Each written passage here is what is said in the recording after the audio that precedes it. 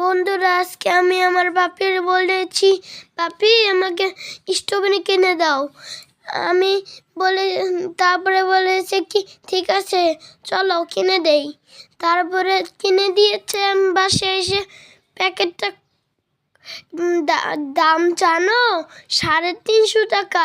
এখানে 7টা আসে। এখন আমি প্যাকেট খুলবো, তারপরে ধুবো, তারপরে খাবো।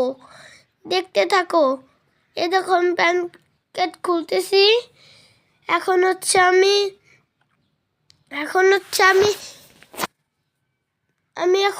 হচ্ছে ধুচ্ছি, এখন খাবো। কামড় দিচ্ছি। অনেক মজা, ইয়াম্মি, অনেক মজা লাগতেছে। Yummy yummy yummy.